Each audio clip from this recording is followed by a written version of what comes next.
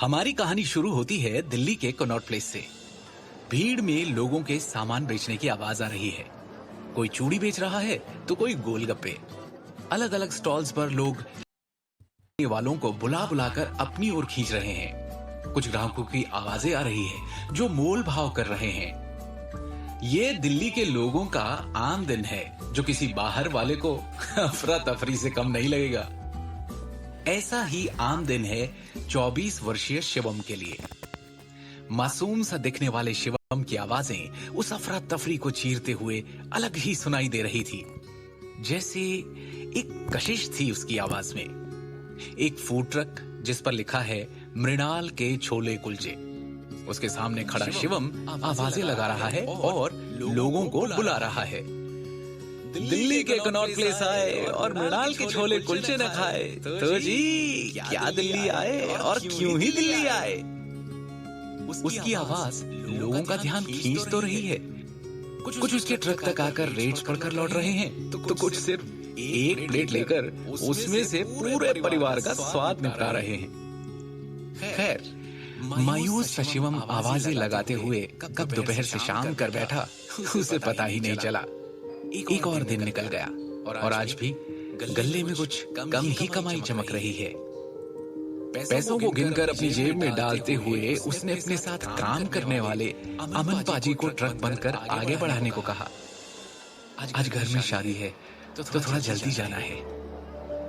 पाजी ने हाँ में सर हिलाया और जब तक वो बाकी सामान पैक करने में जुट गए, शिवम फोल्डिंग कुर्सियां उठाने लगा। अपनी धुन में मगन वो कुर्सियां बटोर ही रहा है कि उसे कुछ आभास हुआ। थोड़ा सकपकाकर डरते हुए जैसे ही उसने नजर उठाकर सामने देखा तो दूर खड़े दो आदमी उसे दिखाई दिए जो उसे ही घूरे जा रहे हैं। सूट बूट से लेस वो दोनों एक टक उसे ही देखे जा रहे हैं। शिवम ने नजर घुमाकर इधर उधर देखा और वापस उन दोनों की तरफ देखा। उसके चेहरे से साफ था कि उसे समझ आ गया है आखिर मामला है क्या। पहले तो वो थोड़ा हड़बड़ाया और फिर जल्दी जल्दी में कुर्सियां ट्रक के अंदर पटक कर चाबी पाजी की तरफ फेंक कर फुर्ती में वहां से निकल गया। पहले तो तेजी से चलने लगा, लेकिन फिर जैसे ही उसने नजर घुमाकर देखा तो उसके होश उड़ गए। वो दोनों उसका पीछा कर रहे हैं। उसकी सांसें बढ़ गई और अब उसकी रफ्तार में और तेजी आने लगी। चलते हुए एक गली में मुड़ा, फिर दूसरी और तीसरी। चलते हुए उसने वापस पलट कर देखा इस उम्मीद में कि शायद वो जा चुके होंगे, लेकिन एक पत्थर उसके पैर में ऐसा फंसा कि वो डगमगा गया और मुंह के बल गिर पड़ा। बेतहाशा हालत में उसने उठने के लिए अपना हाथ जमीन पर कसा और जैसे ही उठकर खड़ा हुआ कि सामने से तेज रोशनी ने उसकी आंखें चकाचौंध कर दी। रोशनी से चुंधियाई हुई आंखों को बचाते हुए हाथ को हटाकर उसने सामने नजर मारी तो एक बड़ी सी बेंटले कार को खड़ा पाया और उसके पांव मानो जम से गए। उसके कानों के पास से बहती हुई सनसनाती हवा ने जैसे उसके रोम रोम को चौकन्ना कर दिया।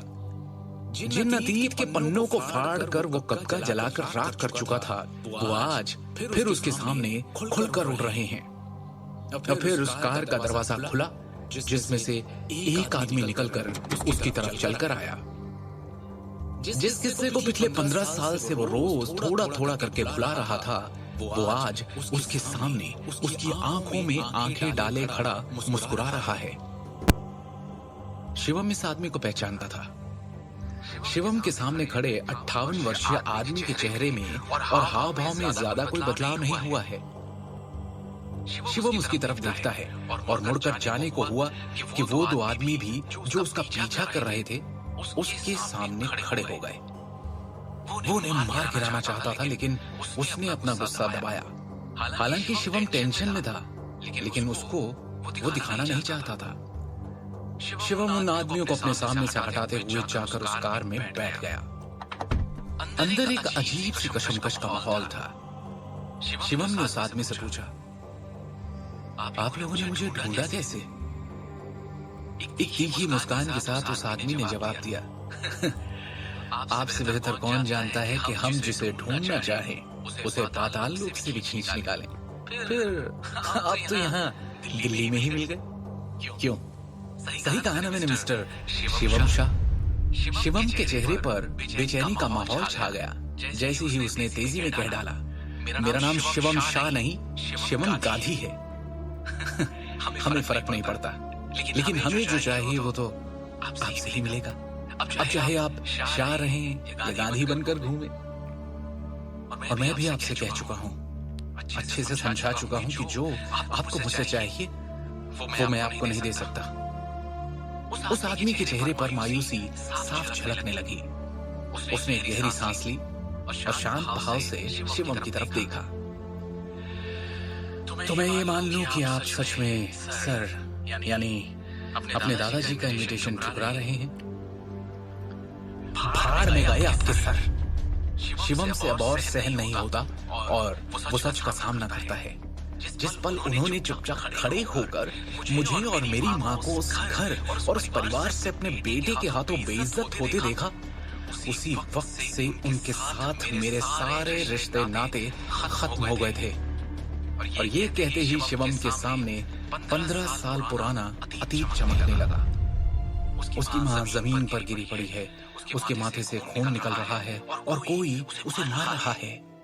8 साल का शिवम इस दर्दनाक दृश्य को देख रहा है। पास में खड़े दादाजी कुछ नहीं बोल रहे थे। अतीत के इस मंजर से शिवम को उस काले सूट वाले आदमी ने बाहर निकाला। आप भी जानते हैं कि वो ऐसा नहीं करना चाहते थे। 2 साल से दादाजी की तबीयत खराब है। उन्होंने ही कहा था कि हम आपको ढूंढ कर लाएं। शिवम बहुत ही सीरियस टोन में उस आदमी से कहता है, मुझ पर इन सारी बातों का कोई असर नहीं होने वाला है। मैं उस घर में कदम नहीं रखूंगा, क्योंकि उस घर में वो इंसान रहता है जिसने मेरी माँ की बहुत बेइज्जती की थी। और यही दादाजी थे जिन्होंने अपने बेटे को रोकने की कोशिश भी नहीं की। अब उन्हें मुझसे क्या चाहिए? अब प्लीज जाकर उनसे कह दो कि मुझे मेरी जिंदगी अपनी शर्तों पर शांति से जीने दें। शिवम, ये आप कैसी बात कर रहे हैं? सोच कर देखिए, आप एक शाह होकर किस परिवार से अपना नाता तोड़ना चाहते हैं? शिवम के गुस्से का बांध टूट जाता है और वो कार की खिड़की के कांच पर गुस्से में मुक्के मारना शुरू कर देता है। वो आदमी समझ नहीं पाता कि शिवम इतनी जिद क्यों दिखा रहा है। वो उसका हाथ पकड़ता है। शीशे को कुछ नहीं होगा, लेकिन आपका हाथ जरूर जख्मी हो जाएगा। दादाजी ने साफ साफ कहा है कि हम आपको उन तक एकदम सही सलामत पहुंचाएं। शिवम को मानो तो जैसे काटो तो खून नहीं। वो उस आदमी की तरफ मुड़ता है और अपने गुस्से को पीकर कहता है, देखिए, मैं आपसे आखिरी बार कह रहा हूँ, 15 साल का वो दिन मैं कभी नहीं भूल सकता। और मुझे नहीं लगता कि दादाजी, मेरा मतलब है सर, भी कभी भूल पाएंगे। और अगर वो भूलना चाहेंगे भी तो मैं उन्हें भूलने नहीं दूंगा। उस दिन सर के बेटे ने मेरी माँ की बेइज्जती की थी, उनके स्वाभिमान को ठेस पहुंचाई थी, उनका भरोसा तोड़ा था। उनकी औकात 1-2 कौड़ी के इंसान से बदतर की थी। उस दिन मेरी माँ के साथ जो सलूक हुआ था उस घर में, उन्हें जैसे सर के बेटे ने धक्के मारकर बाहर निकाला था। और क्या गलती थी उनकी? यही ना कि वो कहते हुए शिवम अचानक से रुक गया। क्या हुआ था उस दिन? ऐसा क्या किया था शिवम की माँ ने जिसके कारण उन्हें शाह परिवार से उनके पति ने उन्हें धक्के मारकर बाहर निकाल दिया था? और फिर आज अचानक शिवम को लेने क्यों आए? शिवम उस दिन के ख्यालों में खोया ही था कि वो आदमी बोल पड़ा। इसका मतलब है आपको उन फटीचर नारंग के यहाँ एक गरीबी वाली और जिल्लत भरी जिंदगी जीना मंजूर है, लेकिन शाह फैमिली में लौटना मंजूर नहीं। शिवम को जैसे नारंग फैमिली के उल्लेख पर कोई फर्क ही नहीं पड़ा और वो तपाक से बोल पड़ा, शाह परिवार को सिर्फ पैसा, दौलत और शोहरत से मतलब है। क्या तुम्हारे भी भेजे में ये नहीं घुस रहा कि ये बात पैसे और रुतबे की नहीं, इज्जत और स्वाभिमान की है? जिस घर में वो इंसान रहता हो जिसने मेरी माँ की इज्जत नहीं की, मैं उस घर में कदम नहीं रखूंगा। जाकर बोल दो अपने सर से। गुस्से में उसने दरवाजा पीटना शुरू कर दिया और कहा, दरवाजा खुलवाइए और मुझे जाने दीजिए।